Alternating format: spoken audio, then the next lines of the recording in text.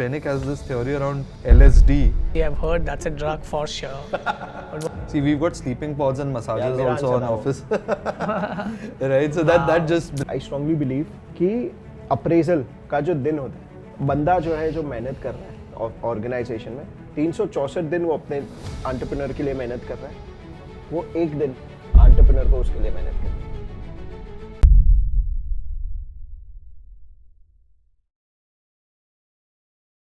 Welcome to my podcast, Grow Your Influence. This is Sorav Jain, and today in this podcast, I have two amazing entrepreneurs, and they are Shrenik Gandhi and Mitesh Kothari.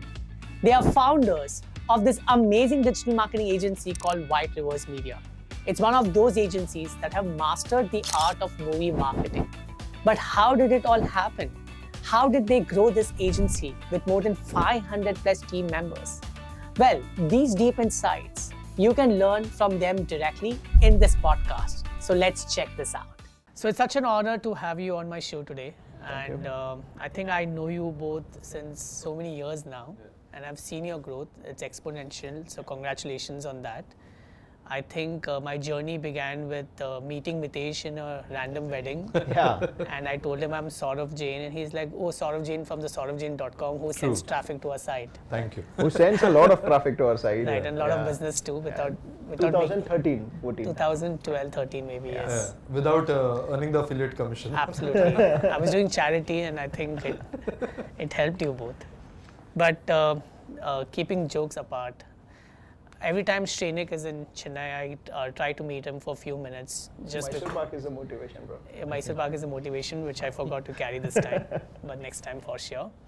But every time you're there, I meet you just to get some perspective on running agency successfully, because the energy with which you guys work with in Mumbai and the amount of experience that you carry, it's gonna definitely help a lot of people there.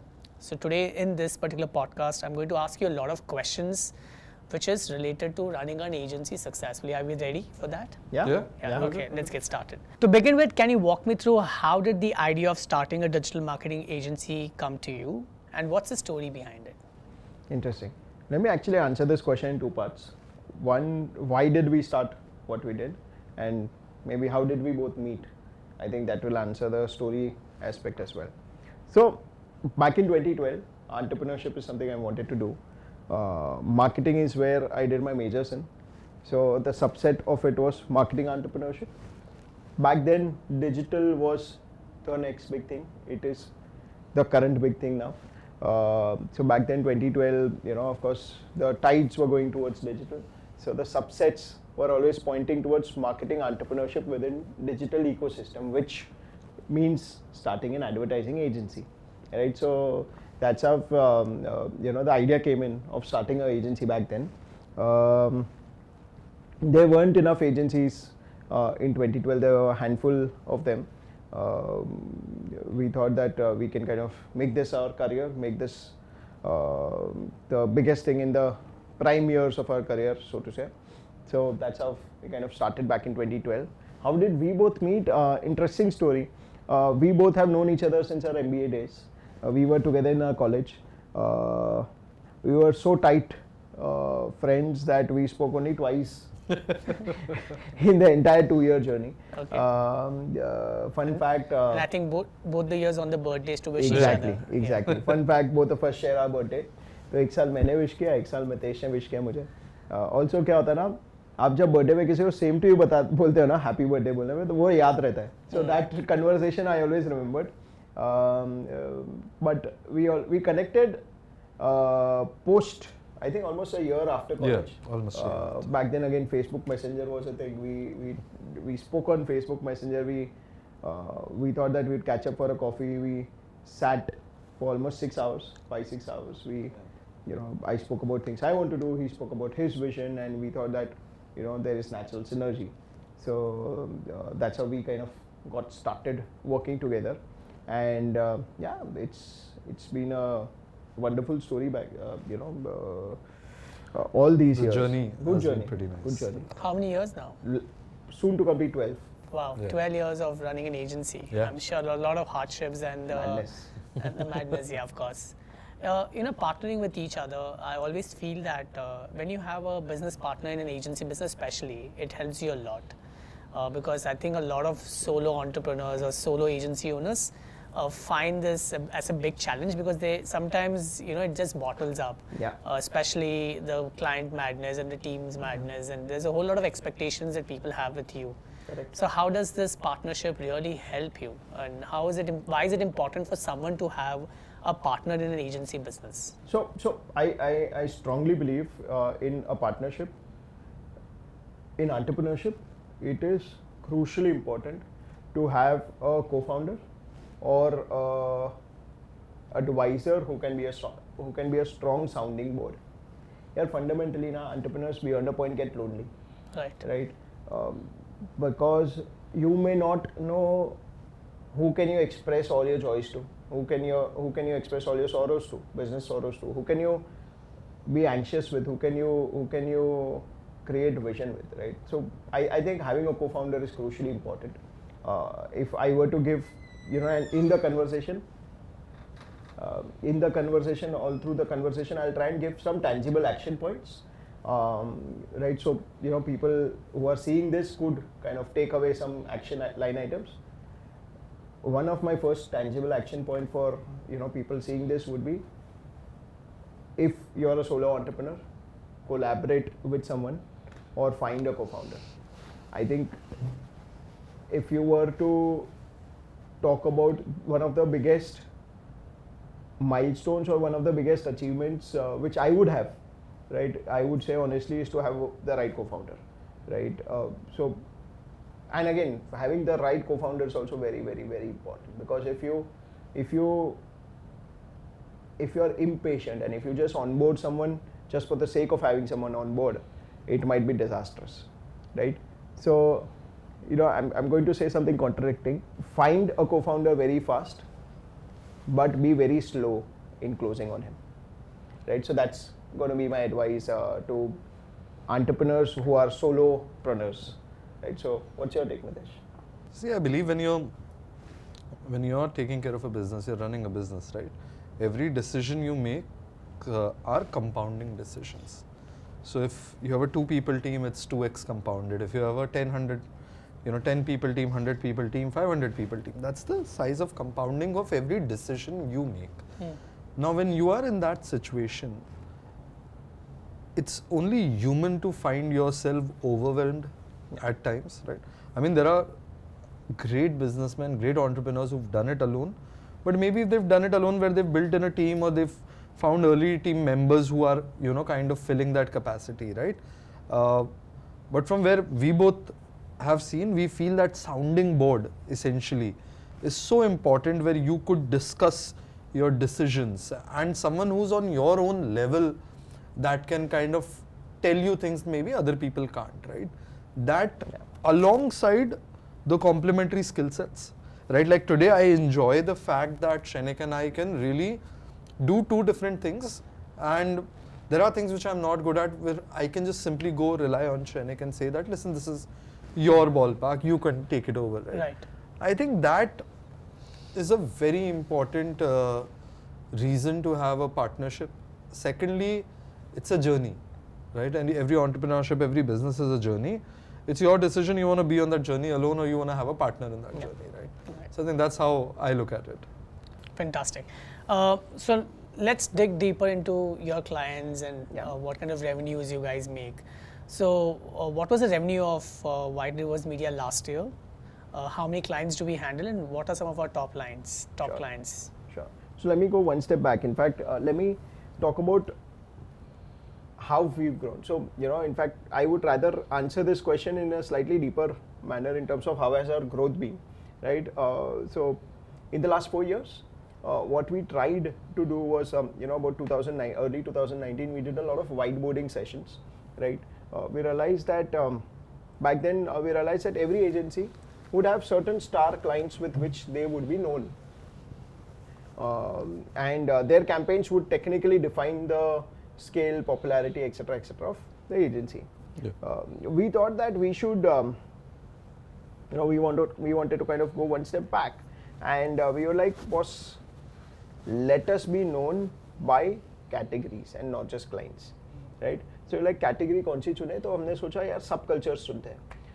सब cultures क्यों? As we were speaking earlier in the day as well, सब cultures impact conversations, conversations impact conversions. Very simple. That's the flow. India में कुछ 5-6 सब cultures है, बहुत common है. Cricket, Bollywood, religion, politics, stocks, FMCG, real estate. Yeah, right? Cultures and subcultures Correct. go underneath this. So larger cultures and then subcultures Correct. inside Okay. them. Up, whichever part of the country you go, you can connect to someone within this cohort, right? Politics and religion were two subcultures we wanted to stay away from. बाकी रहे ये 4, cricket, Bollywood, stocks, FMCG. आप ये चारों को जब zoom out करोगे, right, when you look at it at a macro lens, that becomes our core focus categories. So when you zoom out Bollywood, it becomes media and entertainment as a narrative. When you zoom out stocks, it becomes BFSI as a narrative. When you zoom out cricket, it becomes sports as a narrative, and of course FMCG, real estate, etc. So they became our focus verticals. Now, just to give you a perspective, we wanted to make Bollywood. I hope the longer answer is fine. Fantastic. Don't worry about that. Yeah. So when we speak Bollywood. about the first subculture, which is media and entertainment, Bollywood zoomed out to media and entertainment. We aspired to achieve dominance in the category, right? How we are doing it? The set of clients we work with in media and entertainment, right? Multiple cohorts within media and entertainment. First one being Bollywood, right? So to give you a perspective of the scale, we would have marketed close to 250 Bollywood movies in the last 5 years. Yeah. Right, so there's a good 8.5 in 10 chance that any tier A or A plus Bollywood movie you see, we would be associated with the movie in some way or the other, right? Movies, some movies we've done this year. We've done Jawan, we marketed Dunki. When I say marketed, I mean we were the digital marketing agency for these movies. Last year we did Brahmastra and movies of that scale. So that's Bollywood. Then comes OTT. We've worked across multiple OTT, worked with multiple OTT partners. We've done some work with Netflix. We've marketed a few movies with them, a few shows. We've done a lot of work with Amazon Mini.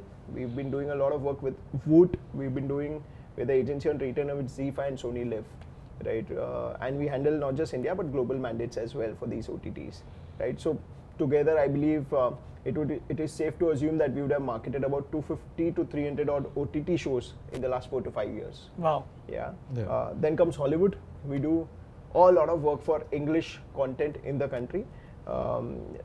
This year we were fortunate, I would use that keyword.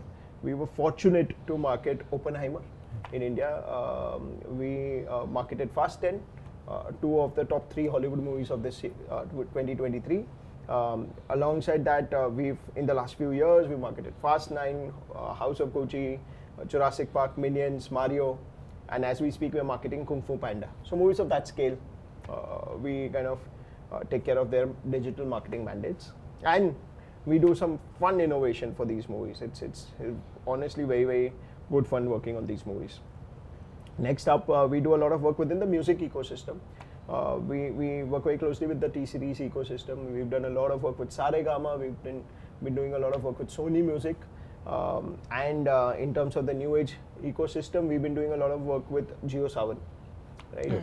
And in terms of the GEC space, we've been doing a lot of work with Sony TV and Star as well. So that's the whole media and entertainment landscape, right? Mind you, this is about 35% of our business. It might sound कि बहुत media and entertainment heavy है. It is sub 35%.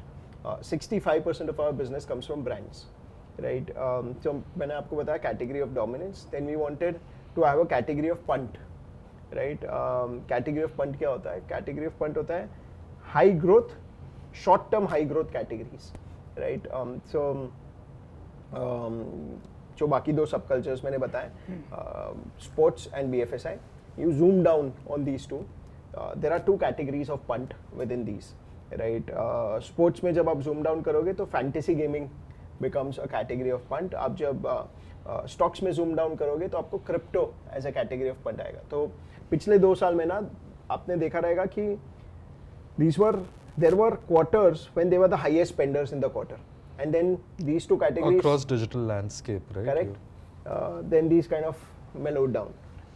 So we wanted to have and at their highs we worked with best of the brands in both of these, like with CoinSwitch, CoinDCX. Over here in fantasy we worked with Dream11 and whatnot, right? So that became our categories of punt, and then of course KR dominance हो गया, punt हो गया. Dominance से of course we got a lot of foot in the door and a lot of goodwill, name, etc. Punt gave us a lot of growth. तो ये दोनों हो गया 500 जनों की टीम है, तो स्टेबिलिटी जरूरी है, right? So then hence the next two subcultures became our categories of subcultures of stability, Okay. right? And that's how FMCG as an ecosystem came in, where we do a lot of work with ITC, Piramal, Glen Pharma, multiple other FMCG brands. We've been doing a lot of work with Swiggy, Parle Agro.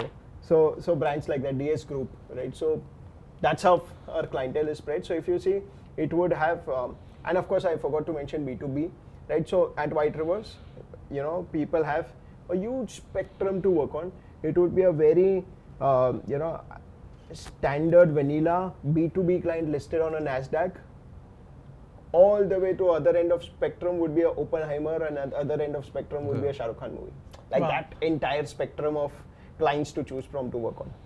So that's the kind of client spread we have. Super. That's Do you want to- massive. That's massive. Almost 100 plus clients now. 150 odd clients on a 150 odd Got clients. some new clients also, which we over a period of last year we added Fruity, Yeah. which was something very nostalgic and yet very relevant to today. So it gave us a lot of joy. I think we started work with Appy some time back, then Astral Pipes and the associate businesses. In fact, there's something we did for Astral Foundation, a film for their Piplantri is a village in Rajasthan. So where every time a girl child is born, they plant trees. Right. It's a beautiful story. We were fortunate enough to work onto that project where we were able to do that film. And when the story came out, it made us emotional, and I think it was very well received across the country. It's something that traveled through WhatsApp groups and everything, and very well recognized in the different circles, even the government circles and Nice. all. Right. So that is there. Then we work with likes of TCS and other clients. So it's a very wide spectrum, as Shainik said that, right? At the end of the day, today we are at a certain subset in terms of where the agency ecosystem is in the country. And we feel that we are continuously going out and trying to have new clients that kind of give us new opportunities, while also at the same point of time have clients that have been with us for years and kind of keep building on to what they require and how their businesses can grow. How did we grow to 450 plus team members? I see the massive growth has happened post-COVID, significant growth Yeah. out there. And 450 plus team members. So I'm sure there's a lot of culture shift that we would have got into place. So what were those modifications that we did in the organization to handle such big growth of people? Yeah. And I see that White Rivers Media have also become people first now, Yeah. right? Which wasn't the case earlier. Correct. Yeah. So so how did we pivot there, and Yeah. what did we do in that case to make it to 450 plus? Yeah, in our minds, we were always people first. Okay. We realized there has to be, you know, conscious and subconscious actions to walk the path, right? So I think while of course I spoke about the entire client mix and multiple other things which form a part of business strategy, and I would throw a jargon phrase over here which says culture eats strategy for breakfast, right? आप क्या करोगे strategy का अगर आपका culture ठीक नहीं है? Like मैं क्या करूँगा 100-150 क्लाइंट का अगर लोग जो शाम को घर पे निकल रहे हैं खुश होकर नहीं निकल रहे, right? So for me and Mitesh it was more important to build a happy place to work, right? So that is what we kind of put in a lot of energy, effort, time, energy, money, effort, whatever, all of that in the last 3-4 years. We've hired like we internally promoted multiple people and onboarded some experts in our people and culture team. Cut to tangible action point number 2. Focus on building a strong people and culture team. People and culture is going to be as important as business development, and a few other things which I'll speak of course. So as a tangible action point, if your people and culture team isn't strong enough, I think that is one of the first teams you got to build, because business aa jayega. There is enough and more business in the market. Culture first organizations come in, right? Coming back, so yeah, we put in a lot of efforts in building this people and culture first team. While of course there are 100 activities we did and 100 culture driven principles we adopted, I think one very important culture principle we adopted, and to begin with, it was Mitesh, me, the founding team, all of us kind of implemented it, was we aspire to be the most bante best ban gaya, it's a great byproduct to have. Okay. But best banna chase nahi karenge, most hona chase karenge. There's a very thin line of difference, right? When you say कि आपको most बनना है, मतलब example मैं बताऊँ कि यार सौरभ को इंडिया का बेस्ट पॉडकास्ट बनना है, that means Saurabh has to fight an unknown. There could be podcast A, B, C, D, which Saurabh may or may not be aware of. Yeah. Right? And he has to fight an unknown. And when you have to fight an unknown, it leads to a lot of pressures, mental health, and multiple other issues. Right? And hence, it's a fight of unknown, which may or may not be nice.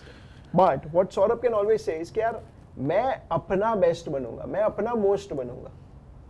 Saurabh अपना most बनते बनते best बन गया तो great, नहीं बना तो यार ठीक है यार, it's a great effort.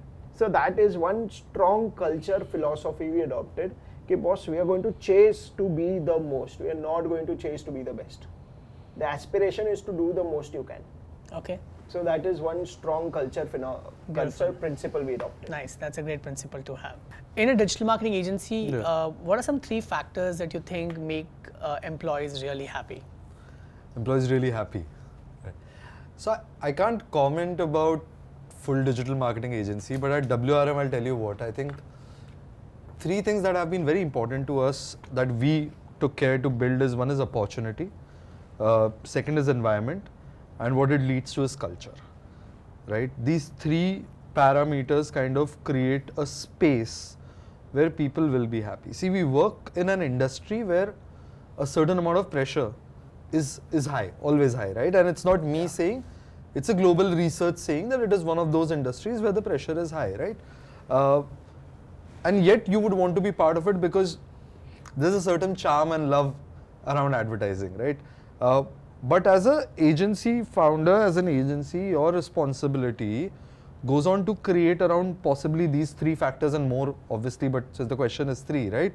Can you create a space where opportunities are abundant, right? Can you create a space where, hey, if I don't vibe with one thing, can I get another thing? Yeah. Can you create a space which recognizes that I have a talent, but that talent is not fitting this role?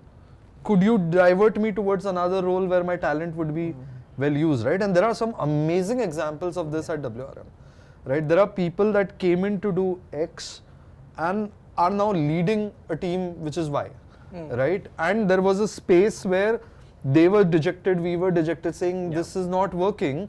And then we went back, and the favorite example that I know Shainik says is that, you got to learn which one can swim and which one can climb the tree, right? So if you want to give them the opposite jobs, it's never going to work out, right? So I think that is something that we took care and we built that space, saying opportunity is going to be abundant, and that's going to keep people happy because they see their growth coming in, right? Now the second thing is, what you create is the environment. When you create the right environment, it's going to lead to a right kind of a culture.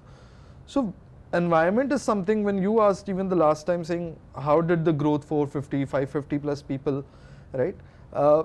It's actually also a very personal thing. There was a pivotal moment in our lives when we realized that we're not out to build a business, we're out to build an organization.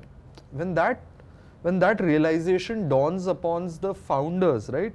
It is like in a normal work-life scenario, I always say that a key pivotal moment for any person is when they learn delegation, there is this big chasm where a lot of people fall down because they're not able to learn how to delegate right. When you're on the other side of it, then you're ready for a higher management opportunity. Similarly, on a founder side, I believe that there are these pivotal moments for you to understand that there's a difference between a business and an organization. A business could be a self-running entity which makes profit, which Marwadis, Gujaratis are brought up to kind of, build at the end of the day, right? We've seen that, we've been part of those family dinner conversations and things like that. But then the organization is a different beast altogether. Organization needs processes, setups, people in right places, delegations, automations for that matter, as Rishi and I were talking about it, right? So that pivotal piece, when it came, we realized what we needed to do, and we went out to build an environment that's going to be conducive for opportunities, for growth, for bringing in more revenue, for business, for people, and then happiness and everything else will come with it, right? Also, obviously, it needs the founders or the team that is at the helm, their heart to be in the right place. Right. That's one point that is not debatable, right? Yeah. Every morning when we wake up, or every decision that we make, right? The centerpiece is it good for WRM? Is it good for our teams? Is it good for our people? Right? That's actually the most important qualifying factor for most of the things that we do throughout the day. And then you finally come to the third place out of that environment is, what is your culture, right? What is it that the people see around, people see top down, people see every place else essentially, and they learn to adapt that, oh, this is the culture of this place. Now, if the culture of the place brings joy, you will automatically be happy. Right. But if the culture of the place cannot bring that joy, you're always on your edge, right? Oh, if I take one step wrong, and this is gonna happen, right? You cannot be happy in a scenario like that. Beautiful. Right. Good thought there. So I think those are the three things, and obviously, there are aspects. In fact, Shrenik has this theory around LSD. You should be asking him that. What is LSD? I've heard that's a drug for sure. But what's LSD at WRM? Shrenik is high on LSD, but which LSD he's gonna narrate it across. I wonder what kind of a cliffhanger Insta story would this be. So the question is, the LSD drug in your business, what's that? Yeah, I feel drug is very negative. So on a serious note, so I think, so by the way, LSD, clarification, LSD means Lakshmi, Saraswati and Durga. Oh my God, then I think I'm sorry about saying that as LSD drug. So yeah. tell me the concept of Lakshmi, Saraswati, Durga in your business. Yeah, so I strongly feel for any individual, right? I think these are the three things which are crucially important for growth. Let's break it down, right? Let's first theoretically answer what it means. Lakshmi, goddess of wealth; Saraswati, goddess of learning, goddess of knowledge; Durga is goddess of respect. I believe, say example, अगर एक बंदा organization में 1000 दिन दे रहा है, तो there will be certain days where Lakshmi is of prime importance to that person. There will be certain days where Saraswati would be of prime importance to that person, and then there will be certain days where Durga is of prime importance to that person. As an entrepreneur, we have to find what is the mind space of the organization and of the individual, and marry both and give the right thing. So you mean to say money is important sometimes, respect is important sometimes, Correct. and learning is important Correct. sometimes. Correct. Okay. Example. I mean, all three are there, but it's like They're P1, connected. P2, P3 Yes. depending on that time. हाँ, वो time पे P1 क्या है, right? Example, अगर मेरे पास एक बंदा आया अप्रेजल के लिए और मैं उसको बोलूँ कि नहीं पैसा नहीं, तू तो नॉलेज ले, it may not fly as much, but बंदे का अप्रेजल खत्म होते ही मैंने उसको रिस्पेक्ट दिया, एंड आफ्टर अ पॉइंट उसको काफ़ी नॉलेज दिया, उसको एम्पावर किया अपने नेक्स्ट अप्रेजल के लिए ताकि उसको बेटर लक्ष्मी मिले, right? So one has to realize that, as an entrepreneur, we have to give the right form of Lakshmi, Saraswati and Durga to the employees at the right time. And somewhere they all three have to be present in the organization. Correct. Right. If the organization is only about Lakshmi, that person is replaceable by someone else who pays more Lakshmi. Right. right? If the organization is all about learning, for sure he will go away to someone who gives slight Durga and slight Lakshmi. Right. So the right mix of these three, I believe, help a young person flourish. Fantastic. What systems have you built to define the appraisal system inside your company? Good question. Yeah. I'll answer this question in two forms. First, It is something that we spend humongous amount of time exactly, of and that's why lately. two parts. Answer one is what we had about 3 years back, Yeah. and where we are right now. What we had 3 years back was 365th day. नहीं वो अभी भी है. I think what we had 3-4 years back was a strategy of time disaster for founders, wherein Yeah. anyone who completes 365 days in the organization, on 366th day the person is eligible for an appraisal. I don't believe in defining appraisal with a month, right? I believe आपने अगर 1 साल दिया है company को तो आपका growth होना चाहिए, right? Not necessary कि कंपनी के particular month के हिसाब से होए, right? So that was the case earlier कि every 366 day and within 10 days of that we would talk appraisal. What happened 3-4 साल पहले is कि यार हम 100 के ऊपर बढ़ रहे थे, and what happened because of that is every single day Mitesh or me would be busy in 1 or 2 such conversations, which used to eat up a lot of our time. Again, I'm in no way telling that it is not worth the time, but then it used to be so long, so at times not as productive as business, and hence it used to eat up a lot of time. So what we did, and again, here's why having a strong people and culture team is important.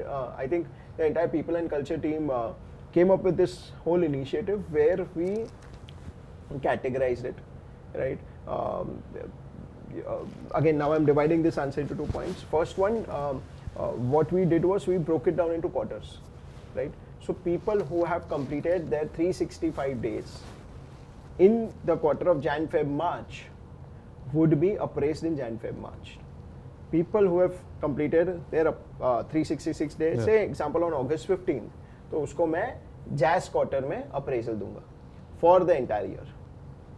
Now, years where having a strong feedback forum is important. हमने क्या किया था? जनवरी, फरवरी, मार्च के appraisal हम मार्च में देते थे. अप्रैल, मई, जून के अप्रेजल्स हम जून में कन्वर्सेशन करते थे. Now what happened is, we had 4 or 5 cases जिनके ये साल खत्म हुए, say example 31st of earlier month में.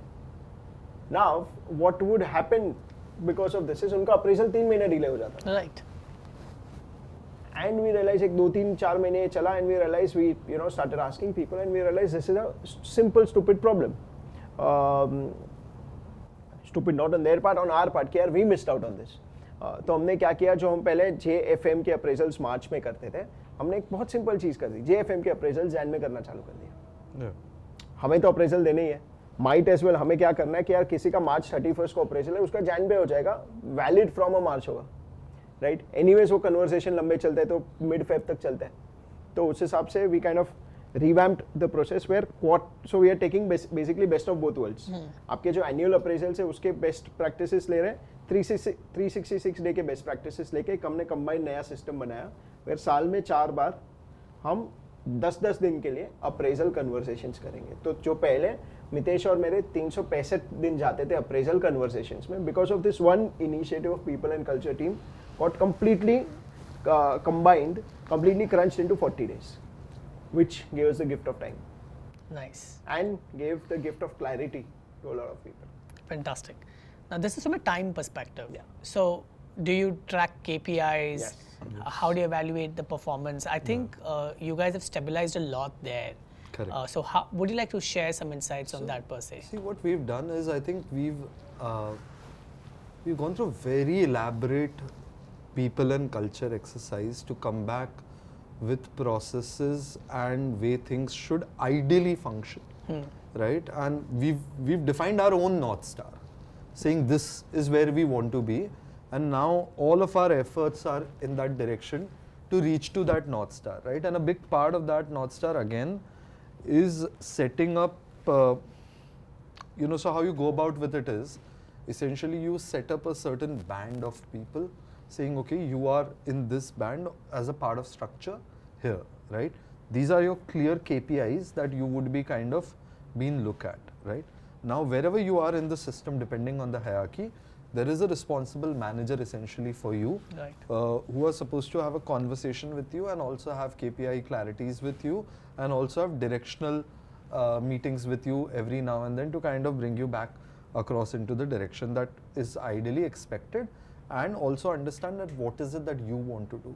So when you have that fact check that is already happening on the basis of KPI on a very regular basis, you also have a feedback mechanism that is essentially flowing directly between the person and to the PNC teams, people and culture teams also side by side, right? And when you come through all of this process, PNC is already giving you a good understanding that this is when you finish your year, this is when the appraisal kicks in, these would be the factors that we would want to have a conversation with, this is what we look as the future next year for across for you. We also hear from people saying what is it that you want to achieve, what is it that you want to learn, is there something different that you want to try internally, is there any other part of the process that you want to pick up and you want to do, right? And then finally it flows to a team head, and in certain cases to Shrenik and Mitesh essentially when the appraisal comes in, right? So as I said, right, between business and organization, I think that's the bridge we ourselves are trying to cover up across.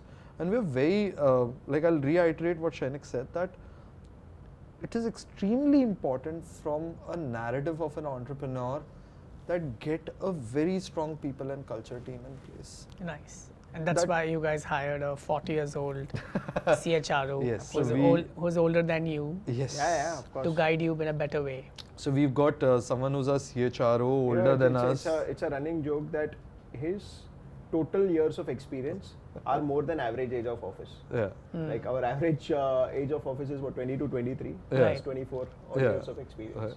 So he's the guy with the most white hair we have, and an absolute joy. I think that decision was a very key decision in our journey, Yeah. because till that time, technically we were the lead on everything, and we used to call it HR, right? So we were the lead on human resource piece, right? Bringing the CHRO was a very pivotal moment in our journey, because before that we were the lead on everything people. In fact, it was called HR as it is called half the places, right, till today. And the first thing when we met him, in his 40s, 24 years of experience, not very old, not very young, right fit for an organization like us, because the trajectory that we are on and where we want to reach, we feel that we need someone with a certain years of experience, but it cannot be a person who does not understand this industry or this business, right? Good for us, lucky for us, he had a very good experience set from the past. And then what we were looking for was having someone who is a real authority on that subject, right? Someone who's done it, lived it, breathed it, and has been successful around it. Because at the end of the day, it is a difficult task to make a founder sit down, forget two, right? And kind of drive them in a certain direction, right? Which at times would not be the most profitable decision tactically, right? In terms of monetary value, but it could be more profitable decision from a people and culture narrative and strategically for the organization, right? So bringing a CHRO completely changed, because we had someone who's running the point on that whole thing, someone whose core job now is to make sure that the three things that we spoke about in terms of culture, in terms of environment, in terms of opportunities, in terms of setting up the processes, listening to people, making sense of it, making pillets out of it, that's something that we both could understand and quickly give our decisions on, has been extremely game changer for us. Fantastic. You know, the reason why I asked you this question, because most agencies possibly have a very young HR. And then they follow the terms that the CEOs or CMOs or CXOs discuss. And then they don't bring in the experience which is needed, right? I think this is a very smart win, I would say, that the organization has gotten in the last few years. In fact, I want to speak about a tangible action point when we spoke about appraisals. And again, as entrepreneurs, we follow that. Fundamentally, I strongly believe कि appraisal का जो दिन होता है, बंदा जो है जो मेहनत कर रहा है ऑर्गेनाइजेशन में 364 दिन वो अपने एंटरप्रेन्योर के लिए मेहनत कर रहा है, वो एक दिन एंटरप्रेन्योर को उसके लिए मेहनत करनी है. Like if entrepreneurs, especially digital marketing entrepreneurs, put in this as a narrative, right, amongst themselves and in their core team, there'll be a lot more joy in the industry. Nice. So I think that's a very beautiful thought there. Okay, on a very quick note, all right, because we're just talking about cultures. What are few factors that you believe has made your employees happy? On a quick note, for example, like let's say he said we have breakfast in the morning for the team. So multiple factors like that. What are some few factors that you believe is in favor of employees to make them happy? All right. I think, Sorav, we'll answer this very tactically. We'll tell you things that are very visible or that are there out there in the office, right? So let's start with something which is trophy tradition. I told you we've won 200 awards in the last year. Does not mean that all the people across in WRM would have touched those trophies, right? Or would have gone onto the stage and got those trophies. We created a tradition in our town halls where we call people across teams that have worked on the project or are part of belonging to different teams, and they all actually have a walk of fame with the trophies, right? So you got one. It's a big celebration. Like there is it's a huge and thing. whatnot. Like we've got doles and things like that also in the past, and it's something that people really enjoy. I think moving on to the real, as I said, tactical stuff. We've got sleeping pods and massages also in office, right? So that just brings a lot of joy. Did you say massage chairs or masseurs? We've got both. foot Actually, massages and massages. Yeah. Right. During IPL, so IPL and Diwali are two of our strongest or the most hectic times. So we've had this in past where we've actually called masseurs, and we've kind of lined up the masseurs for people working round the clock. Yeah. Right. So it's a lot of fun, right? And Masseurs at the workplace is so a lot of fun. Yeah, absolutely, absolutely. It's actually good. It just brings a lot of joy and just eases out the stress overall, right? We also get therapy dogs in office, right? Huh.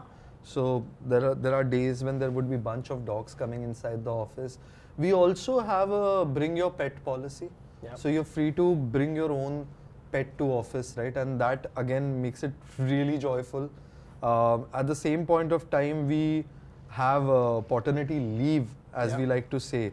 So if you have pets and you need to take them to doctor, you want to have a day with them and all, those leaves are there. We don't have sandwich leave policy, right? So there are these multitudes of things on a tactical level. Wow. See, strategic things are all behind the doors, right? Those are the processes that we are setting up to kind of bring in. But these are smallest of things. Makes no sense if it is not put to action. True. Right. I remember about 1.5 years back when we did our people and culture town hall, we literally increased our leave bank to 50%. We have like 45, if I'm not wrong, 45 odd leaves every year, other than weekends. So that's.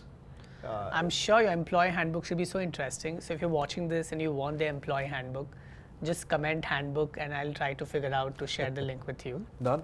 Yeah? Yes, That's good. yes, Fantastic. we'd love to. I think there's some lot of learnings here. You know, the reason why I'm digging deep into this culture, because I think there's a lot of this is very important because we run people first organization. Correct. Our organization is all about people, and if we don't build cultures like these, we miss out on keeping them happy, and if they are not happy, then our clients are not going to be happy. Correct. That's basically how it all works. Yeah.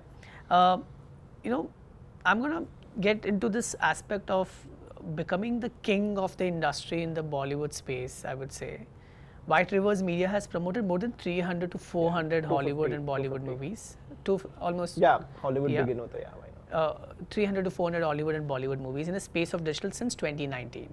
How do you specialize in movie marketing as a niche? Like why this niche? So, honestly, we, like I said, subcultures is what we wanted to target, and we realized not just Bollywood. I think film industry transcends boundaries, and it helps us with a lot more foot in the door than one can imagine. Like example, मैंने अगर कोई one of the Khans के लिए कोई बड़ी campaign की है, right? Yeah, one of the Khans के लिए मैंने एक छोटी campaign की है versus we spending say about ₹1 crore on a B2B brand, या even a B2C brand.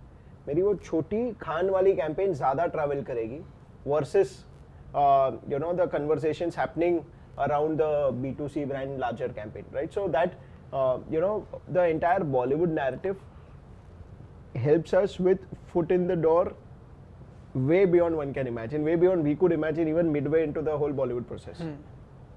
Right? Just to give you an example, our scale in Bollywood was one of our top reasons to grow our influencer ecosystem. Right? I'll tell you why. 4 साल पहले जब हमने बॉलीवुड की journey शुरू की थी, we didn't think कि इसमें कुछ collateral advantages होंगे. One of the collateral advantages this. आप इंडिया के कोई भी इन्फ्लुएंसर के बारे में सोचो, food, fashion, travel, lifestyle, any influencer, not 99 but 100% of them have an aspiration to either collaborate or be a part of Bollywood or OTT ecosystem.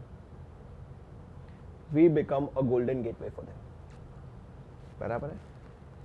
Once that happens, right, we kind of facilitate things for them which generally money can't buy. And once that happens, the relationships we develop with these influencers is priceless, right? Is much beyond work.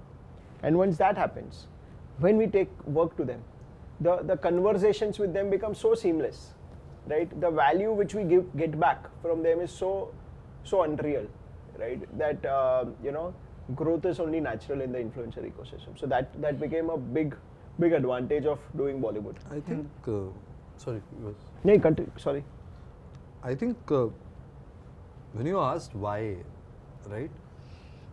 See, one of the things you need to understand is that we all have grown up on movies. Of course, yes. I think our being today as to who we are, how we are perceived and how we perceive ourselves is so impacted by that complete ecosystem of the stories you've seen on a larger screen or on the mobile phones today, that it's so deeply ingrained, right? It's not Bollywood, it's the movie industry, any state, any geography, that is what it is there across the country, right? So I think we both also came from that how much we love that storytelling aspect, how impactful it is, how important it is, right? And obviously when you look at at least the Hindi speaking movie industry, the gateway is Mumbai, right? And if you're present here, then you have an opportunity to possibly get in and do something in that industry. Also, it's very lucrative results wise, right?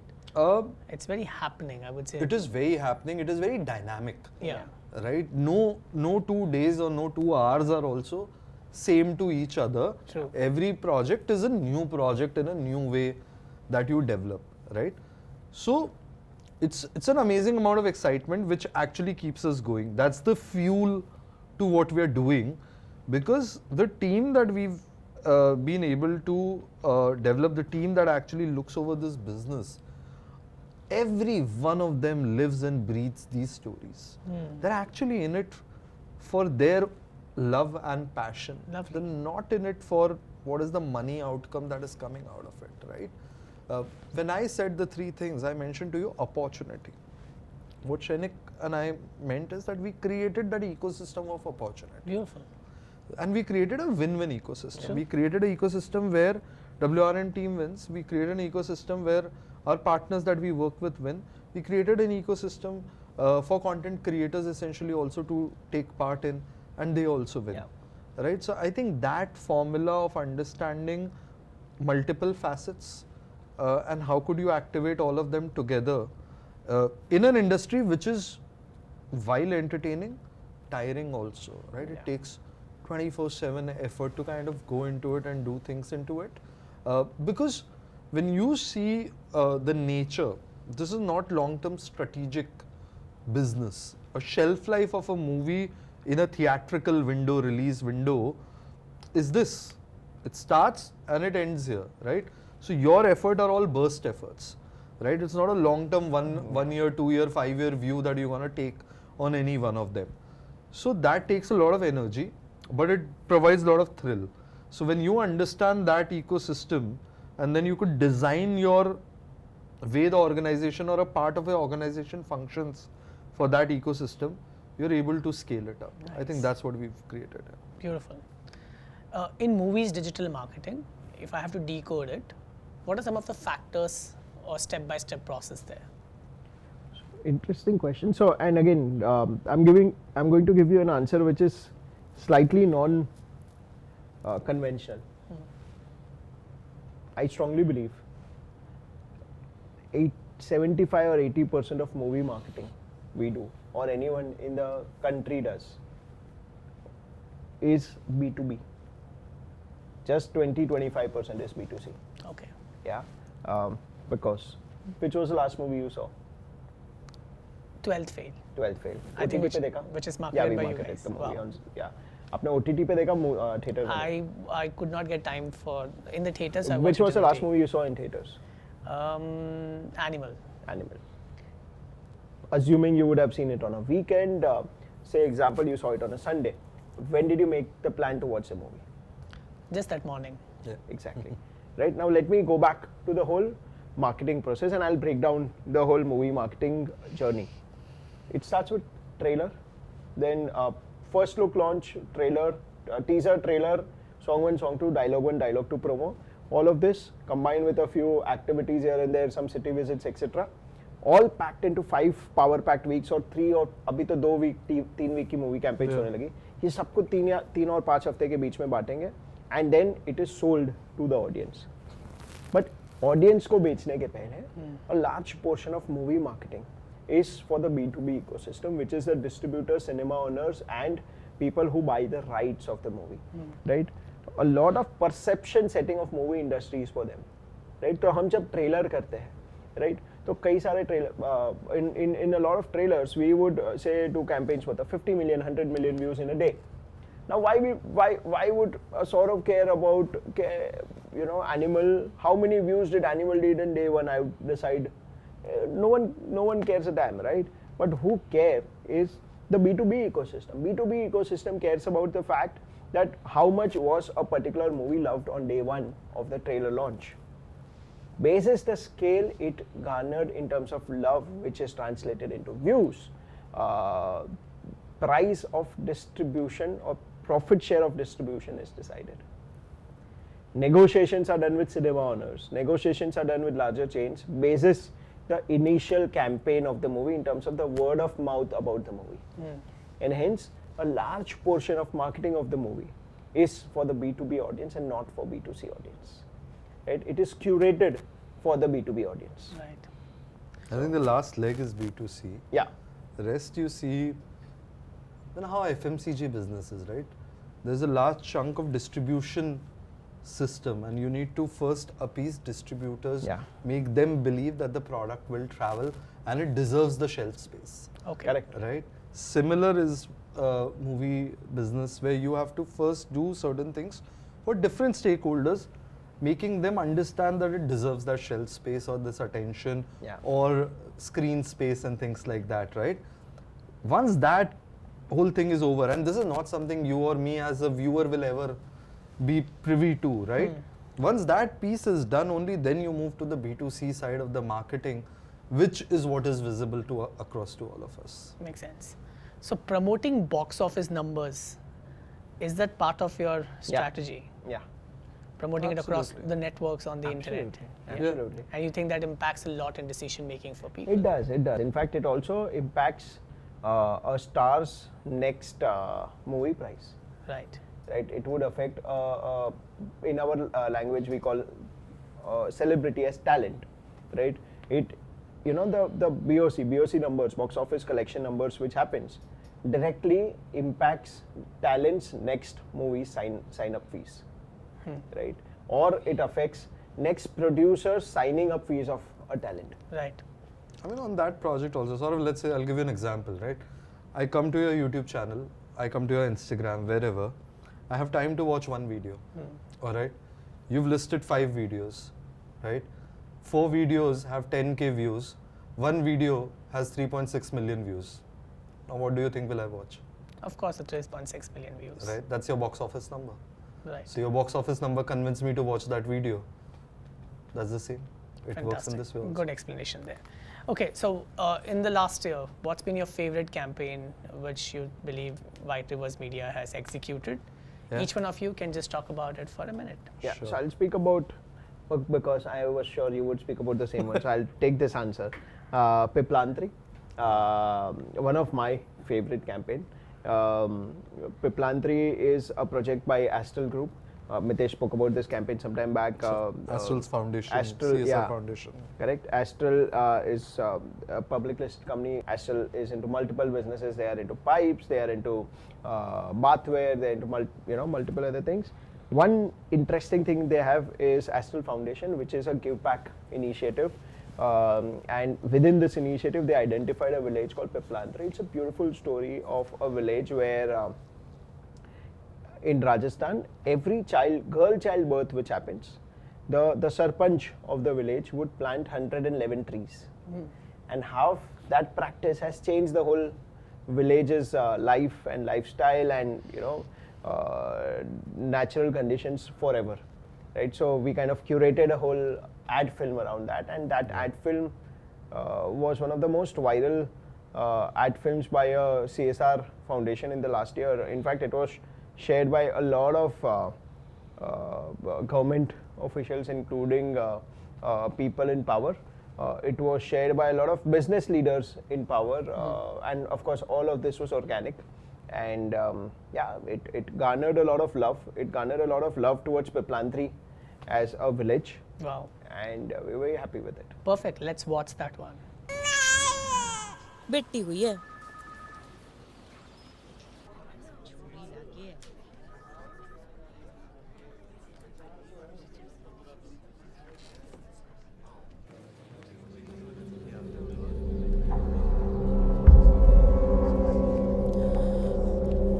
हटो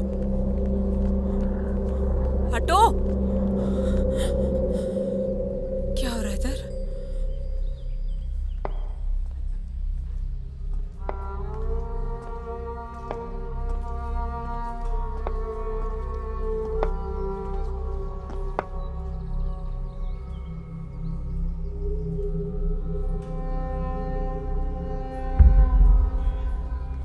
ये किधर लेके जा रहे बच्ची को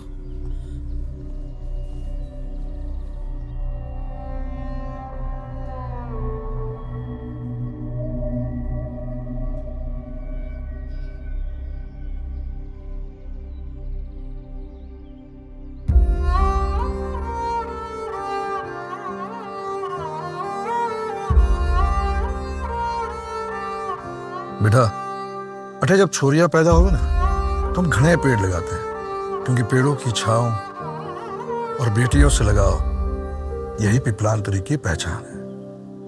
होवे तुझसे घनी छावी रे लावे बरखा मेरे गावी रे भारो ये जीवन खिल खिल मुस्कावे पड़ती ही तेरे पावी रे। How about you? I think I'll not pick out a single project. I'll pick out something on a different scale. Is something that we did in the influencer and the creator space, right? I think 2023 was brilliant when it comes to us breaking a certain kind of a boundary. We invited the Quick Style group, which is the Norwegian dance group. They shot to fame with Kala Chashma dance, and we also hosted iShow Speed, who's one of the top gaming streamers, right? I think the kind of work that we did, bringing them to the country, bringing brands in the same mix, right, was something which is not a set formula till now, because you're getting an international creator, right, whose audience base is not 100% Indian, for that matter, right? You're bringing that kind of a creator here to the country, and you're doing something which is relevant to the culture of this country, traditionally, right, and also banking on the audience's understanding. So we've been very fortunate to bring some crazy brands and these crazy creators on the same space and see the results of it, right? In fact, I believe Quickstyle did a piece in the Mumbai local train, essentially, where both speakers were spotted, and Aman Gupta also kind of commented onto the piece and everything. Went absolutely viral, berserk viral. About 100 million organic 100 views. million organic views, Beautiful. yeah, berserk, right? And that proves that if you have the right creator and the right brand and there is an understanding that what needs to be done, and that understanding brings out a result that is culturally relevant, then it's gonna fly, right? And we've seen that time and again with this mix that we've created in the last year, and I think that has brought me a lot of joy in terms of seeing how that is progressing. I think fairly really good ones. Like I've seen that we've been bringing a lot of international influencers in India. Yeah. And they've been collaborating with a lot of Indian brands and Indian influencers too, which is like a win-win Yes, for them. absolutely. And also a win-win for you both, because they get to have an opportunity to collaborate with them, which is unlikely to happen on their own. Yeah. So it gives an added advantage of having all the influencers associated with you in this process. So I think that's a very smart move. But how did that idea come into your mind? Yeah, so we were having a conversation. I was always on the lookout of, when I say I, of course, it's both of us. We were always on the lookout for talent to scout for upcoming brand campaigns, and we are always on a lookout for upcoming talent. Right. I remember Quickstyle had just broken the internet with Kala Chashma, and since the day it got viral, we were in touch with them. That was a year before they came. Yeah. Right, almost a year before they first landed in the country, right? So we had to nurture the relation. Like it took 1 year in making also. Yeah. For it to, like, for anybody listening, they would feel, oh, this is what you did. But the behind the scenes story is that him putting his personal time also in understanding, talking to them, understanding, and also analyzing, I think, for a whole year that, is this relevant? Is this something that's going to fly? Because till the time we did it, and I think we also did it with Khabby and Dream 11. Yeah. Previously, Khabby being one of the largest creator in the world, right? He's only worked in India twice and both has been with us. So it took his learning, understanding, and the bet, saying, will this work? This is not a formula that anyone has ever done before in its own sense, right? Bringing a movie star, back in the day, I think Micromax got Hugh Jackman as a brand ambassador, but that's a different piece altogether. Out here, you're bringing an international creator with not being from this geography, and saying that it's going to make sense for an Indian brand. So I think it took almost a year for you, right? Yeah, but we joke a lot of times that it might seem like a breakout campaign of the year. 6 घंटे में, a few dozen million views aa chuke and all of that. But for those right 6 hours, 1 year of efforts had gone before that. So it is a lot of toil. Having said that, the need gap is very simple. Think of any top international influencer who does not speak in their local language, who speaks English or doesn't speak at all in khabby in this case, right? Very highly possible that Indian audience or reach in India would be rank 2 or rank 3 in their analytics, or maybe rank 1 in most cases. Right. In fact, yesterday we met this Japanese influencer. One of the most viral Japanese influencer doesn't understand English, but 90% of his followers are Indian. Right. He was in office yesterday. So that Indians love to consume content. Indians love to explore content from across the world, and suddenly we are being noticed by people on the other side that India as a country is where a lot of consumption is coming from, right? So that being point 1.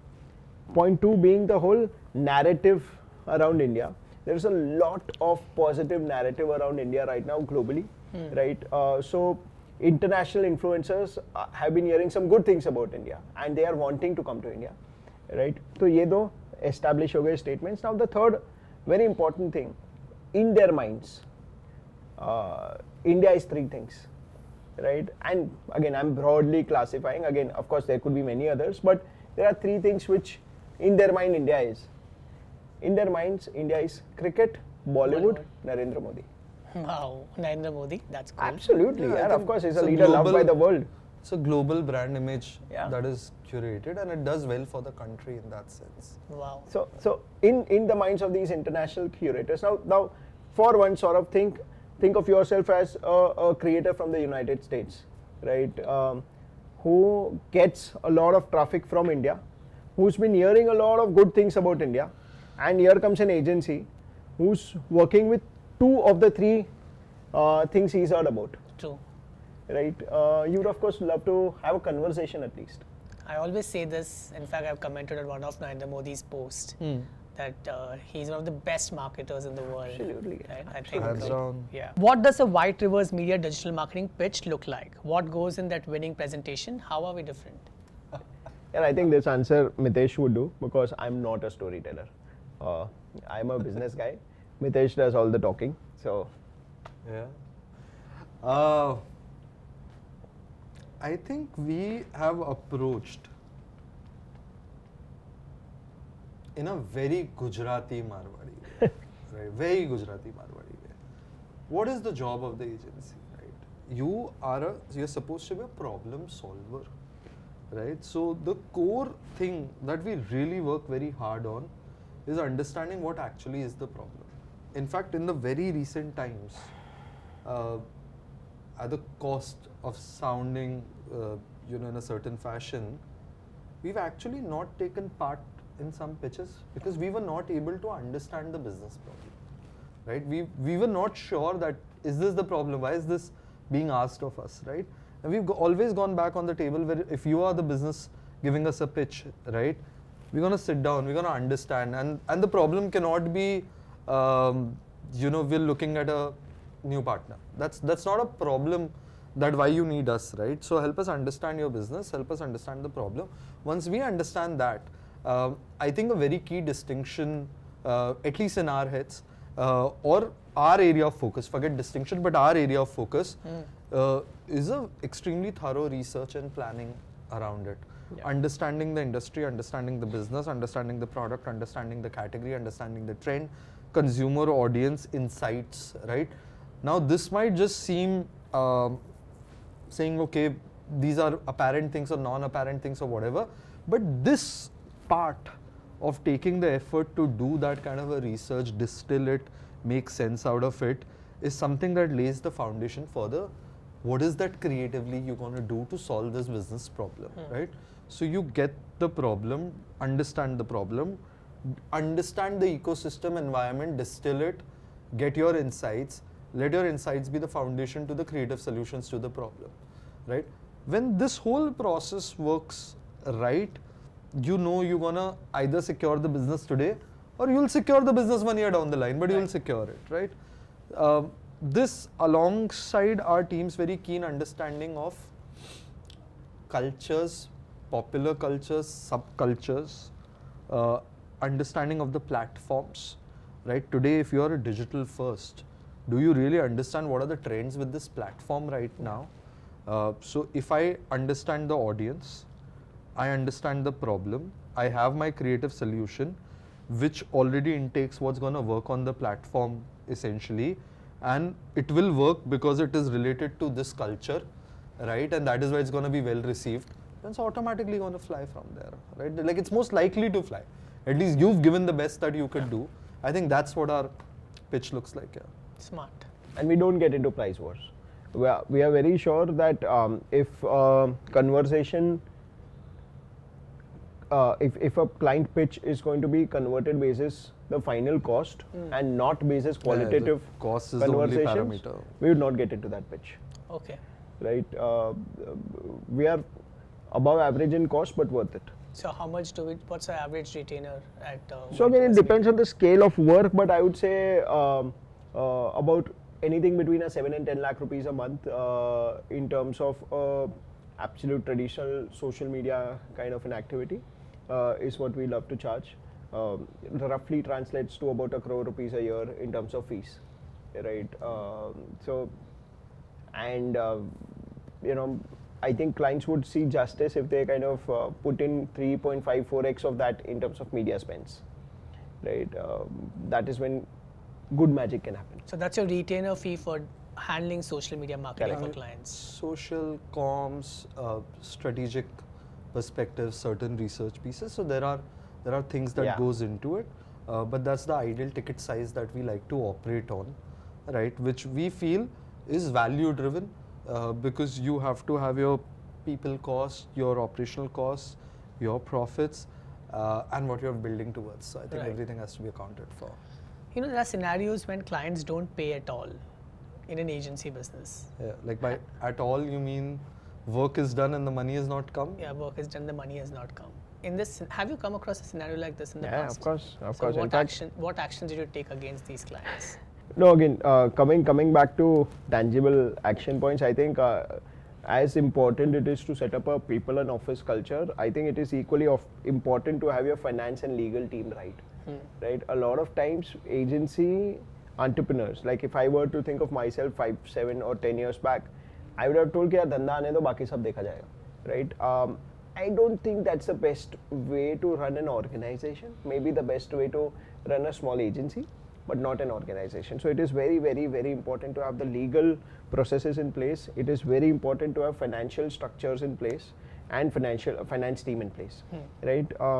Speaking of this, in terms of bad debts, we, in fact, about in 2016 as well, we started our Bollywood journey. The larger Bollywood journey started in 2019. 2016, I remember July and August के बीच में we marketed 4 movies. We were very happy. We thought we arrived in Bollywood and all of that. End of these 4 movies, we realized none of them paid. I'm like, my God, what's happening in our lives?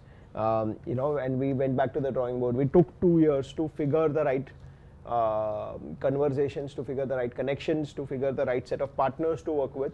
We're blessed to have the right partners in the media and entertainment ecosystem. Within the media and entertainment ecosystem, in the last 4 years, the total amount of bad debts we've had is 0. Overall, in the scheme of White Rivers, what we've done, and in fact, a lot of things changed post-COVID. Post-COVID, in our books, of the total business we would have done, as we speak today, the bad debts we have is 0.2%. That's it. Which also we believe would be recovered to a great extent in the next few months. I think right. So we've kind of put in the right processes to make sure that processes in terms of legal, finance, servicing, feedback, follow-ups, and quality checks. All of these, the right mix of all of these, to ensure that we have a healthy financial working relationship with our Lovely.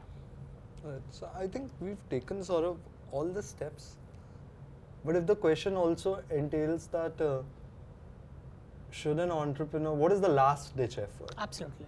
Right? The last ditch effort, you should not be afraid of going legal if the need be. Absolutely. Okay. Right? Oh, absolutely. See, if it is a rightfully owned sum, right, and the other side of the table is capable of paying, right? If those 2 factors are there, one is we've also let some amounts been outstanding when our relationship is such with the clients that we understand that you're going through certain times that you can't. If we can hold, we'll hold, right? But that's a very relationship driven thing, right? But at the last ditch effort, if that's the question also aims across to, then you should be able to look at legal options also when the need be. Yeah. If it's a rightfully owned money, then it's a rightfully owned money. Beautiful. Yeah, there is MSME in, again, action point for entrepreneurs who are not registered with MSME or have not taken cognizance of the power of an MSME forum. One should look up blogs. There are multiple of them available. Like I'm sure if you comment MSME, Sorav and team would send you across the details around Yeah. it also. Awesome. So I think the power of MSME courts is also great. So MSME is technically the government's methodology to protect, certain kind of size of enterprises against bad debts. Yeah. Not just bad debts, overall to help them become financially more stable. Bad debts protection is a part of it, and their courts are decently punctual. And we've seen, we've gone on the other side where cases have been, end result have come in and people have complied to the orders of, like, and bad debts clients have kind of complied to the orders of MSME. So we must encourage entrepreneurs to kind of get themselves abreast with everything in MSME. Nice. Tech integrations inside WRM, metaverse, NFTs, AI, CGI. Are we there already? Yeah. So two things. I'll answer the last two first. CGI, yes. Of course, we've been seeing a lot of trends. In fact, a couple of our campaigns got very, very viral. Got spoken about across LinkedIn and multiple other forums. One we did for Kung Fu Panda. Yeah. We kind of put a Kung Fu Panda on the bus.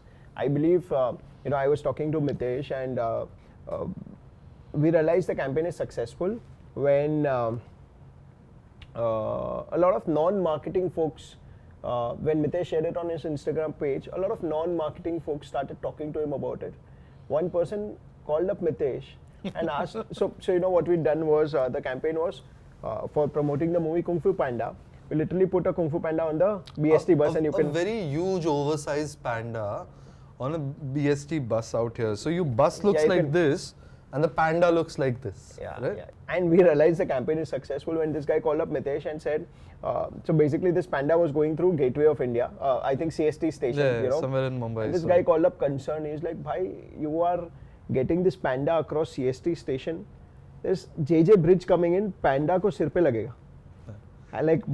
So someone took the content saying this is not CGI, this is an activation that you've done, and how would this bus and the panda cross below that bridge? Yeah. And when CGI feels real, I think that is the success of a CGI campaign. Like CGI should not look like a fake computer generated campaign, right? So that is one campaign which we saw, and of course what we did over the last few weeks, couple of months is we got a lot more people within our teams, right? People who've done 3D animation and other things to start doing some micro courses on how to make better CGI outputs, right? And now we have like an army of people who can churn out a lot of CGI content, right? Speaking of AI, I think we should practice what we preach, and to begin with, I have picked up a course. I am doing a 6-month course in understanding the power of AI. Yeah. I'm spending a lot of time over my weekends to learn power of AI, learn things which are possible with artificial intelligence. So yeah, that is something I'm personally doing. It's been almost, I'm on the 6th month of the course. Yeah. Mitesh? I think to answer your question, and this ties back to the one of the older questions. Why do you need a partner? Yeah. Right? So one of the things that we've been able to do amongst ourselves is that possibly one of my part of my role is to keep an eye on what is new, what is happening, right? So I was able to appraise Shrenik about AI or the changes much before when this conversation kind of became mainstream, which it is today, right? So, for example, we use a tool called Runway, right? We've actually done it for one of our video content, and we regularly now use it in our video pieces, right? I think we got across Runway, which is now something that people talk about. I believe we've had an access to Runway for last 3 years, right? So if you're talking about Runway AI and ML and everything, we've been on it for 3 years, right? We've been trying to understand what can we do of it and how can we use it and things like that. So again, I think someone in the lead team, someone at the top of the organization has to take up the mantle of knowing that what is something that is new could become big, right? And how do you prepare the organization to kind of make sure that you are able to ride that wave? So whether it was Metaverse, where we had a partnership with an organization that Mark Zuckerberg quoted in his F5 note, whether it is crypto, where we had some of the best crypto exchanges in the country as our clients and we were able to deliver for them, whether it's AI, where we are actually pushing the whole organization to kind of adapt AI and already done video content shoots, other things through the AI tools, or whether it is CGI, which I believe is the current flavor of the season at this point of time, where we've done campaigns that are noticed. I think it's a job. Honestly, as an advertising agency, it's your job. You got to understand what's new, what's going to be impactful, and see how it could be delivered through. Fantastic. So which are the some of the top AI tools that comes on top of your mind that we have been using? I think, see, the most obvious ones would be your Runway, Midjourney, ChatGPT, Pika, for that matter. Pika is something very interesting. We love Pika at this point of time, experimenting a lot. We've obviously done Hemingways of the world and other copy AIs and things like that. We also use Read AI. Read.ai is my favorite tool for meetings. I think it summarizes everything spoken about in a meeting so beautifully, right? So that is one tool I recommend entrepreneurs to download.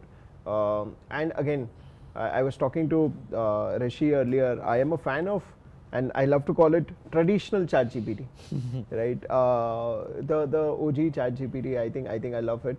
While of course it has progressed in terms of the power of ChatGPT, but I think the core basic solutions which it can give are priceless, right? So it's of course one of my top bookmarks, most visited bookmarks these days.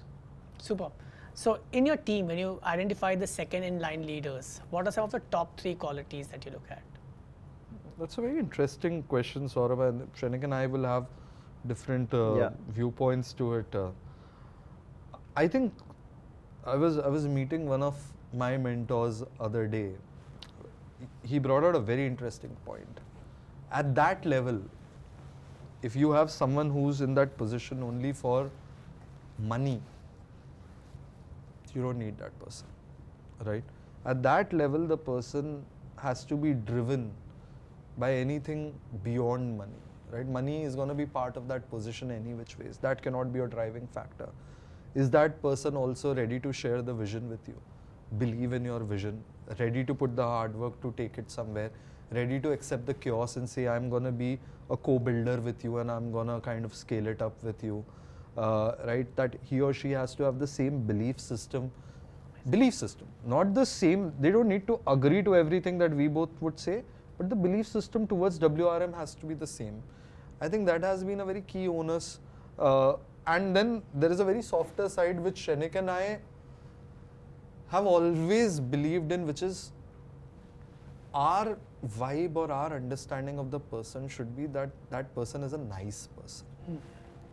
If their heart is in the right place, a lot of things we feel are solvable or buildable, but the heart has to be in the nice place. But that's a very intuition-driven approach. But you know, you have to have that. You have to have the intuition behind your hiring decisions, especially on the tier 2 level. I think 3 things for me would be: the person needs to be street smart, the person needs to be honest, the person needs to be passionate. Street smart because only hard work will not let you grow in digital. Digital is super fast. You need to be growth hacker at heart. If you're not a growth hacker, I don't think you would be welcome at the leadership team at Whiteovers or across any teams. Even an intern has to be a growth hacker in Whiteovers, right? You got to be genuinely passionate about something in life. It could be digital, it could be music, it could be comedy, it could be arts, it could be acting, it could be anything. But you got to be passionate, right? And third, very, very important, is you got to be honest at heart. Honesty and ethics is the centerpiece of everything which drives, right? Drives things at Whiteovers, right? So we are a genuinely honest organization at heart, right? So if these 3 things are there, I think the person would enjoy working with us. As an agency, what's our approach? Performance marketing first or creative media management? I think we're creative first. However, our approach has always been integrated. Right. We actually come from a space where we feel we have the full line of solution, and that should be the case when you're a 450, 500, 550 people team, right? Your ability to deliver on multiple touch points with a certain level of expertise is what is expected out of you. So I think our approach has always been that, not that all of the solution sets were always there. We built them as we grew, right? Like I'm sure we're going to build the next solution sets as we grow. Like today, if you ask me, Mitesh, can we get WRM to come as the AI, MarTech, automation, digital transformation partner. You can't do that today. I'm also learning that in a certain manner, but speak to me after 3 months. I'm sure we'll have those solutions for you.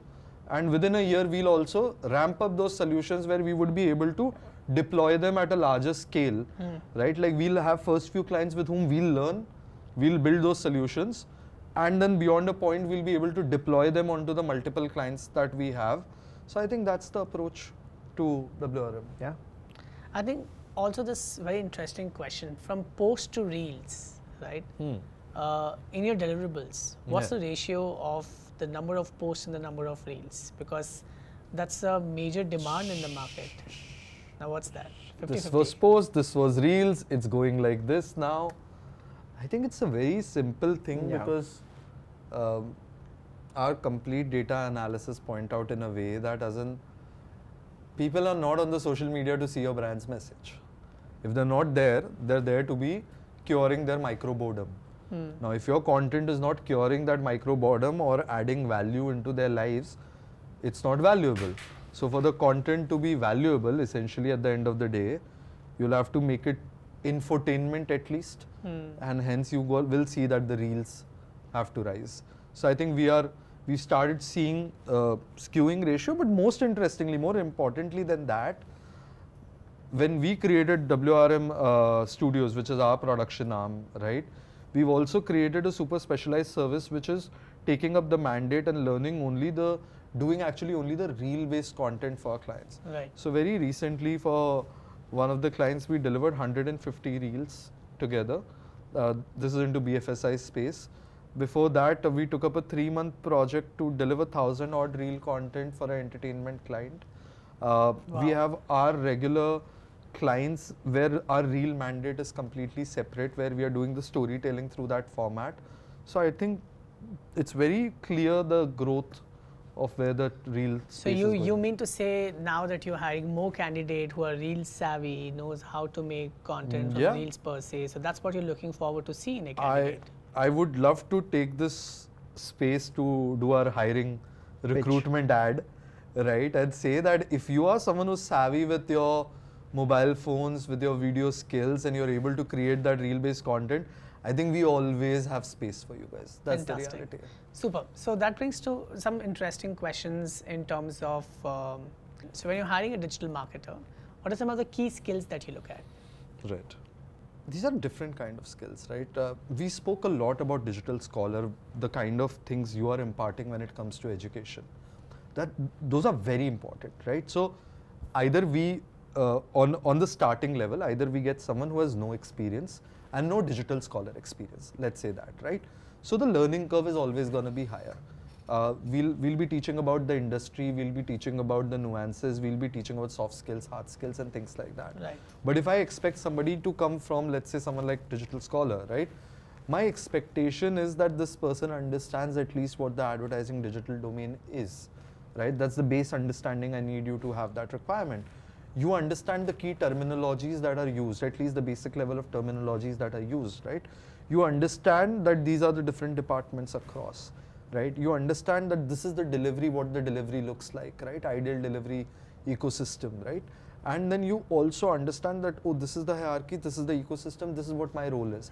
So every time my expectation from, let's say if I have someone from a digital scholar, is that not just that they understand social, SEO, web or performance marketing in a certain space.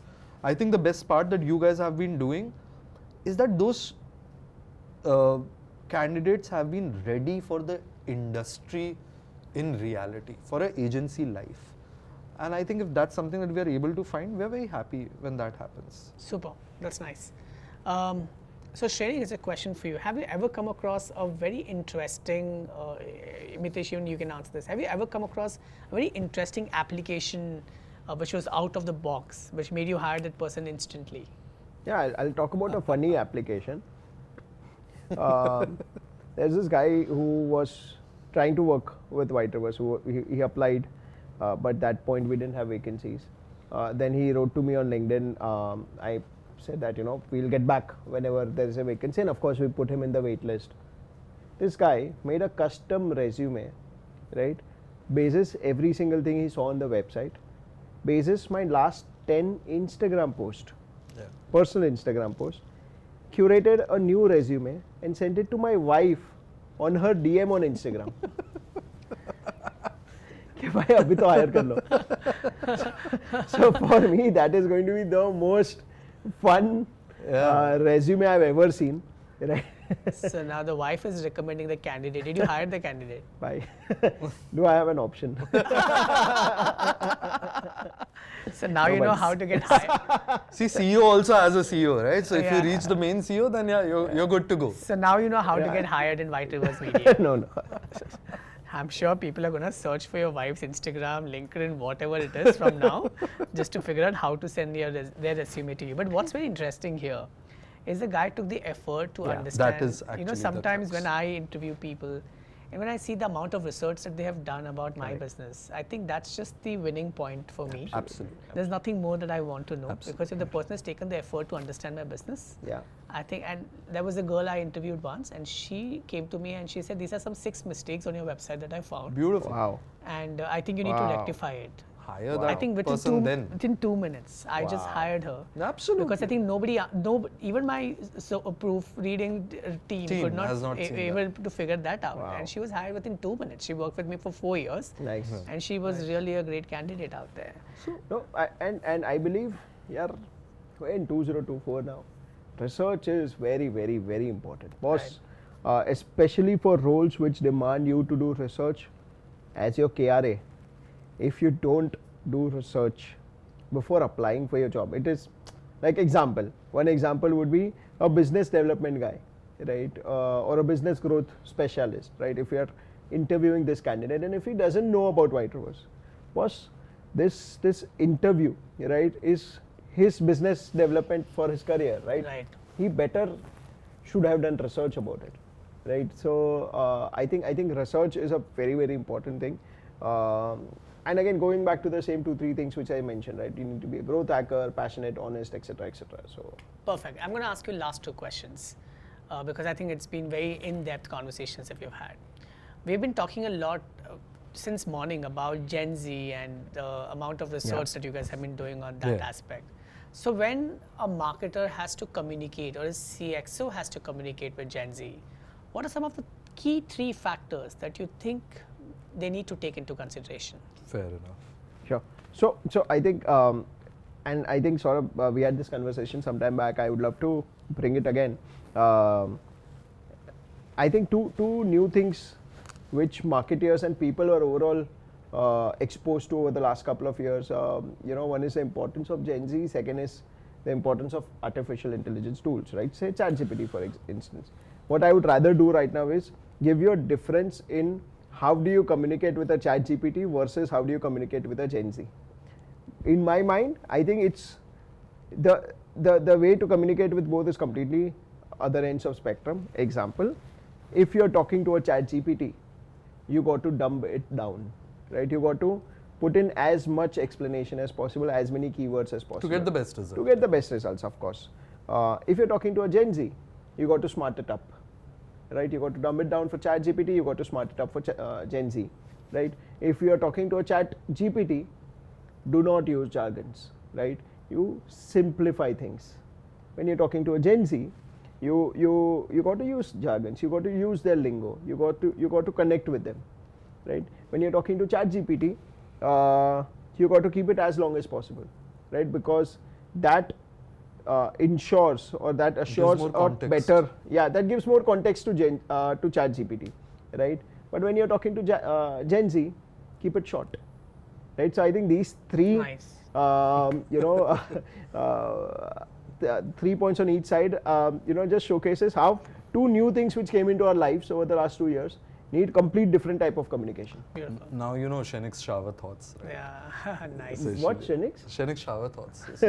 Yeah, absolutely. But I think very interesting question. Like he said, so I told you we founded Capital Z, which is the Gen Z research arm. We increasingly felt that 2 things are happening. One is in the boardroom conversations where we are, every CXO wants to understand and connect and reach to Gen Z. But there is a question mark that how, because that age difference and the understanding difference is real, right? And the second thing is happening is the rise of this generation's spending capacity. Today, Gen Zs are someone who are even in their 26, 27, 28s essentially. So they've already passed the first job for that matter, right? So the spending capacity is out there. It's a very big cohort of your buying janta essentially, right? But this audience talks or thinks or has been growing up in a different fashion, which is not good or bad. It's just different for that matter, right? So we felt that there is a gap, and when you look at current solutions, current data, it's all international Gen Z data. There is no Indian Gen Z data that was available. There was like, basic stuff when we went out to kind of create it. It was all basic stuff. So I think today where we are is we've kind of built that up. We've built up a think tank practice that actually works with certain brands, helps them understand, define the Gen Z strategy. So as Shrenik said, connect with them, understand their behavior, understand their ethics, understand what they want, actually the personalization that they require, and then tailor make brands certain solutions and services in that manner. That is something I believe is extremely important. So, the last question. What's the best advice you've ever received as a leader? I remember there was a point. So we have a mentor. We keep going to him for advice. He used to be a person I used to report to before I started Whitehouse. His name is Mr. G.R. Venkatesh. He's been doing some great things in his career right now. He's leading HR practice at one of the largest retailers in the country right now, and probably they are the largest workforce in the country today. There was a point in time about few years back, 6-7 years maybe, we were disgruntled, Mitesh and me. We were like, yeah, there's so much time which we are putting in terms of people management, and we are unable to focus on growing business, right? So we went to him and we were like, sir, this is a problem we are facing. Please give us a solution. He made us sit down and he's like, boss, this is a problem which every single leader in the country is facing. Every single entrepreneur in the country is facing. Every single entrepreneur in the world is facing, right? People is business.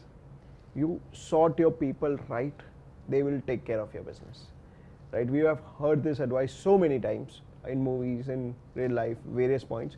But when that person, someone both of us look up to, said this point, I think we've kind of registered that point for life. Okay, boss, this people management is something we need to do it right. Super, beautiful. I think advice, so many advices going through my head, but something that has always, I think, driven Shrenik and me came from an extremely successful client who kind of founded his business and made it into a multi-million-dollar enterprise, was think about an organizational level value creation, right? Don't think for yourself, right? You think for your family, which is your business family. Think about how everybody can create value and progress. Because when you take every decision from that thought process, right, then everyone will take care of each other, and together you're going to grow, right? So I think in our every day-to-day decision making, sometimes we forget the decision is not supposed to be about me. It is supposed to be about us, right? I think when you keep your focus onto that, people realize, people see the reality. Like the biggest compliment I believe at WRM is always been when you welcome back people who at some point of time went and saw other opportunities, explored them, and then said that, hey, we want to come back, right? So when you do things in a certain fashion and people get to see that, they realize that this is true, and I want to be around this energy, I want to be around this thought process, and I think that's the most beautiful thing that can happen. Super, thank you. I think there's a lot of key takeaways from today's session. So do let me know if you're watching this, what's been your biggest takeaway from today's learning. Do share that in the comments below. And if you comment those words that we asked you to, I will send you the links right there. So thank you so much, Thank you, Sorav. Shrenik It's been a and pleasure. Mitesh. It's been a pleasure knowing you guys for years. And today's insight was of a great value to me personally as an entrepreneur, as an agency owner, and for many of them who are going to hear this out today. Thank you so much. Thank yeah. you. Thank you. Thank you Perfect. very much. I'm sure you learned a lot as much as I did as an agency owner. Please do share your biggest takeaway from today's session in the comment section. And don't forget to subscribe to my YouTube channel, as well as do connect with me on Instagram and DM me and tell me who would you like to see next on my podcast. See you there.